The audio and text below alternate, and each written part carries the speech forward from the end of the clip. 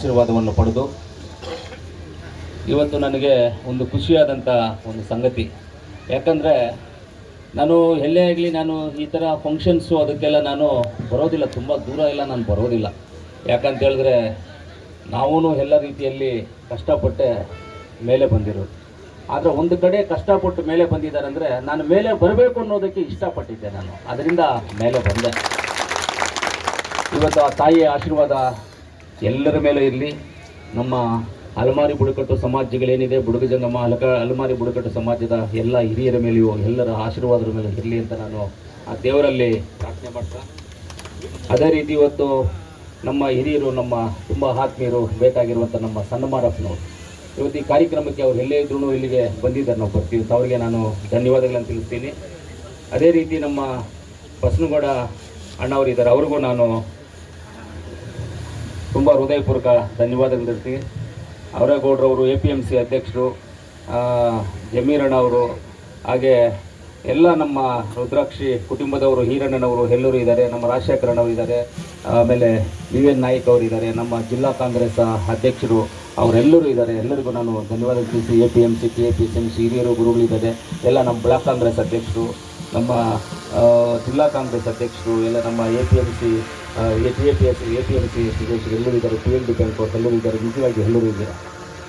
ನಾನು ಎಲ್ಲೇ ಆಗಲಿ ನನಗೆ ಮಾತಾಡೋದು ಅಂದರೆ ತುಂಬ ಇಷ್ಟ, ಊಟ ಮಾಡೋದು ಅಂದರೆ ತುಂಬ ಇಷ್ಟ, ಜನಗಳನ್ನು ಪ್ರೀತಿ ಮಾಡೋದ್ರೆ ತುಂಬ ಇಷ್ಟ. ನನಗೆ ಇಷ್ಟಪಟ್ಟೆ ಮಾಡ್ತೀನಿ, ಎಲ್ಲ ಕಷ್ಟಪಟ್ಟು ಯಾವುದೂ ನಾನು ಮಾಡೋದಿಲ್ಲ. ತಾನಾಗಿ ಬಂದಿದ್ದು ಪ್ರಸಾದ ಅಂತ ಸ್ವೀಕರಣೆ ಮಾಡ್ತೀನಿ. ನಾನಂತೂ ಯಾವುದೂ ಕಿತ್ಕೊಳ್ಳೋಕ್ಕೆ ಹೋಗೋದಿಲ್ಲ. ಕಿತ್ಕೊಳ್ಳಿದ್ದು ವಿಷ ಅಂತ ತಿಳ್ಕೊಳ್ತೀನಿ. ಅವತ್ತು ನಾವು ಕಿತ್ಕೊಂಡ್ರೆ ವಿಷ, ತಾನಾಗಿ ಬಂದರೆ ಪ್ರಸಾದ ಅಂತ ತಿಳ್ಕೊಳ್ತೀನಿ ನಾನು. ಆ ರೀತಿಯಲ್ಲಿ ಇವತ್ತು ನನಗೆ ನಮ್ಮ ಸಮಾಜದಕ್ಕೋಸ್ಕರ ಒಂದು ದೇವಸ್ಥಾನಕ್ಕೆ ಬಂದಿದ್ದು ನನಗೆ ತುಂಬ ಹೆಮ್ಮೆ ಆಗಿದೆ. ಇವತ್ತು ನಾನು ಈ ಸಮಾಜದ ಒಂದು ಹುಡುಗ, ಒಂದು ಚಿಕ್ಕ ವಯಸ್ಸಲ್ಲಿ ನಾನು 33 ವಯಸ್ಸಿಗೆ MLA ಆದೆ. 33 ವಯಸ್ಸಿಗೆ MLA ಆದವನು ನಾನು. 33 ವಯಸ್ಸಿಗೆ ಇಂಡಿಪೆಂಡೆಂಟಾಗಿ MLA ಆದೆ ನಾನು. ಯಾವುದೇ ಪಕ್ಷ ಯಾವುದೂ ಇಲ್ಲ, ತುಂಬ ಹೀಗಾಗಿ MLA ಆದೆ. ಕಾಂಗ್ರೆಸ್ ಪಕ್ಷದಲ್ಲಿದ್ದೆ. ಈ ಸರಿ ನಾನು ಎಲೆಕ್ಷನ್ ನಿಲ್ಲೋದಕ್ಕೆ ನಾನು ಕಾನ್ಸ್ಟೆನ್ಸಿನೇ ಇರಲಿಲ್ಲ. ಅಂದರೆ 2018ರಲ್ಲಿ ನನ್ನ ಮೇಲೆ ಕೆಲವೊಂದು ಕೇಸುಗಳಾಗಿ ನಂದು ಅಪ್ಲಿಕೇಶನ್ ಕಾಂಗ್ರೆಸ್ ಪಕ್ಷದ ರಿಜೆಕ್ಟ್ ಆಯಿತು. ಆಮೇಲೆ ಇನ್ನೊಬ್ಬರನ್ನ ಇಂಡಿಪೆಂಡೆಂಟಾಗಿ ನಿಲ್ಲಿಸಿ ಗೆಲ್ಲಿಸಿದ್ದೆ ಅವ್ರನ್ನ. ಆಮೇಲೆ ನನಗೆ ಯಾವುದು ಕಾನ್ಸ್ಟೆನ್ಸಿ ಇಲ್ಲದೆ ಇರೋದ್ರಿಂದ ನಾನು ಸುಮ್ಮನೆ ಇದ್ದೆ, ಸರಿ ಏನೋ ಮಾಡೋಣ ಬಿಡು ಹೆಂಗೆ ಅಂತ. ಆಮೇಲೆ ಲಾಸ್ಟಲ್ಲಿ ಸಿದ್ದರಾಮಣ್ಣವರು, ಮನೆ ಮುಖ್ಯಮಂತ್ರಿಗಳಾದ ಸಿದ್ದರಾಮಣ್ಣವರು, ನಮ್ಮ KPCC ಅಧ್ಯಕ್ಷರಾದಂಥ ಡೆಪ್ಟಿ CM ಅಂತ ನಮ್ಮ DK ಶಿವಕುಮಾರ್ ಅವರು ಒಂದು ದಿವಸ ಕರೀತಾರೆ ನನ್ನನ್ನು. ಕರೆದು ಎಲ್ಲಿ ಎಲೆಕ್ಷನ್ ನಿಲ್ತೀಯ ಅಂತ ಕೇಳ್ತಾರೆ. ಇಲ್ಲ ಸರ್, ಎಲ್ಲೂ ಇಲ್ಲ, ಎಲ್ಲ ಸ್ವಲ್ಪ ಯಾಕೆ ಅಂತ ನೋಡ್ತಾ ಇದ್ದೀನಿ ಅಂತ ಹೇಳಿದೆ.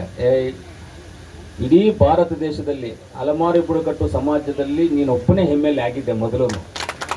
ಈಗಲೂ ನೀನು ಆಗಿ MLA ಆಗಬೇಕು, ನೀನು MLA ಆಗಬೇಕು. ನೀನು ಎಲ್ಲಿ ನಿಂತ್ಕೊಳ್ತೀಯ ಹೇಳು ಅಂತ ಕೇಳಿದೆ ನಾನು. ನೀವೆಲ್ಲೆಲ್ಲರಲ್ಲಿ ನಿಂತ್ಕೊಳ್ತೀನಿ ಸರ್ ನಾನು ಅಂತ ಹೇಳಿದೆ. ಚಿಕ್ಕಬಳ್ಳಾಪುರಕ್ಕೆ ಹೋಗು ಅಂತ ಹೇಳಿದ್ರು.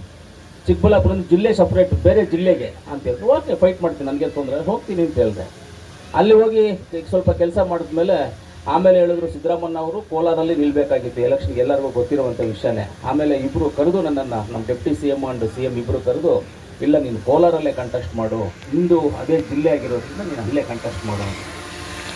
ಇವತ್ತು ಸಿದ್ದರಾಮಣ್ಣ ಅವರಿಗೆ, ನಮ್ಮ KPCC ಅಧ್ಯಕ್ಷ ಅಂತ DK ಶಿವಕುಮಾರ್ ಸಾಹೇಬರಿಗೆ ಅಲಮಾರಿ ಬುಡಕಟ್ಟು ಜನಾಂಗದ ಮೇಲೆ ಒಳ್ಳೆ ಪ್ರೀತಿ, ಒಳ್ಳೆ ವಿಶ್ವಾಸ, ಒಳ್ಳೆ ನಂಬಿಕೆ, ಒಳ್ಳೆ ಅವರಿಗೆ ಆತ್ಮೀಯತೆ ಇದೆ. ಇಲ್ಲ ಅಂದಿದ್ರೆ ನನ್ನಂಥವನ್ನ ಯಾಕೆ ಅಲ್ಲೋಗಿ ಒಂದು ರಿಸರ್ವ್ ಕಾನ್ಸ್ಟಿಟ್ಯೂನ್ಸಿಯಿಂದ ತೊಗೊಂಡೋಗಿ ನನ್ನನ್ನು ಜನರಲ್ ಕಾನ್ಸ್ಟಿಟ್ಯೂನ್ಸಿನಲ್ಲಿ ಎಲೆಕ್ಷನಲ್ಲಿ ನಿಲ್ಲು ನೀನು ಅಂತೇಳಿ ನನ್ನ ನಿಲ್ಲಿಸ್ತಾರೆ ಅಂದರೆ ನಮ್ಮ ಮೇಲೆ ಪ್ರೀತಿ ಇರೋದ್ರಿಂದ ತಾನೇ ಅವ್ರು ಮಾಡಿರುವಂಥದ್ದು. ಅದಕ್ಕೆ ಇವತ್ತು ಯಾವುದೇ ಒಂದು ಕೆಲಸಗಳಾದ್ರೂ, ಇವಾಗ ನಮ್ಮ DV ನಾಯ್ಕನವರು ಹೇಳಿದ್ರು ಈ ಸಮಾಜಕ್ಕೆ ಏನೇನು ಆಗಬೇಕಾಗಿದೆ, ಹೆಂಗೆ ಇರಬೇಕು ಅನ್ನೋದೇ. ಖಂಡಿತವಾಗ್ಲೂ ಮೊದಲು ನಾನು ಎಲ್ಲೇ ಆಗಲಿ ಸಮಾಜದ ಚಟುವಟಿಕೆಗಳಲ್ಲಿ ನಾನು ಭಾಗವಹಿಸ್ತಾ ಇದ್ದಿಲ್ಲ. ನಮ್ಮ ಚಿಕ್ಕಪ್ಪ ಗಂಗರೆಡ್ಡಿ ಅವರು ಬಂದು ಭಾಗವಹಿಸ್ತಾ ಇದ್ದಿರಲ್ಲ, ಅದು ನಮ್ಮ ಅಂಕಲ್ ಶೇಷಪ್ಪ ಅವರು ಇವರೆಲ್ಲ ಬಂದು ಭಾಗವಹಿಸ್ತಾ, ನಾನು ಭಾಗವಹಿಸ್ತಾ ಇರಲಿಲ್ಲ. ನನ್ನ ಕೆಲಸಗಳು ನಾನು ಸ್ವಲ್ಪ ನೋಡೋದು, ನನ್ನ ಸ್ವಲ್ಪ ಬ್ಯುಸಿ ಶೆಡ್ಯೂಲ್ನಲ್ಲಿ ನಾನು ಬರೋಕ್ಕಾಗ್ತಾ ಇರಲಿಲ್ಲ. ಆದರೆ ಇವತ್ತು ಯಾವಾಗಾದರೂ ನಮ್ಮ ಜನ ಪ್ರೀತಿಯಿಂದ ಕೇಳ್ತಾರೆ, ಪ್ರೀತಿಯಿಂದ ಬನ್ನಿ ಅಂತ ಕೇಳ್ತಾರೆ. ನನಗೆ ನಮ್ಮ ಮಾಂತೇಶ್ ನನಗೆ ಫೋನ್ ಮಾಡಿ ಕರೆದಾಗ, ನಿನ್ನ ಆಸ್ತಿ ಬರ್ಕೊಡು ಅಂತ ಕೇಳಿಲ್ಲ ನನ್ನನ್ನು, ಇಲ್ಲ ದುಡ್ಡು ಕೊಡು ಅಂತ ಕೇಳಿಲ್ಲ ನನ್ನನ್ನು, ಪ್ರೀತಿ ಕೇಳ್ದ ಅಷ್ಟೇ. ಇಲ್ಲಿ ಬಂದು ನಮ್ಮ ಊರಿಗೆ ಬಂದು ನಮ್ಮ ದೇವಸ್ಥಾನದಲ್ಲಿ ನೋಡು, ನಮ್ಮ ಊರಿನಲ್ಲಿ ನೋಡಿ ಅಂತ ಪ್ರೀತಿ ಕೇಳ್ದ.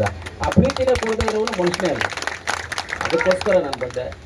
ಇವತ್ತು ನಾನು ತುಂಬ ಹೋರಾಟಗಳನ್ನು ಮಾಡಿದ್ದೀನಿ ಅಂತ ಹೇಳಿದ್ರೆ ಹೋರಾಟಗಾರನಲ್ಲ ನಾನು ಮುಂದೆ ಬರಬೇಕು.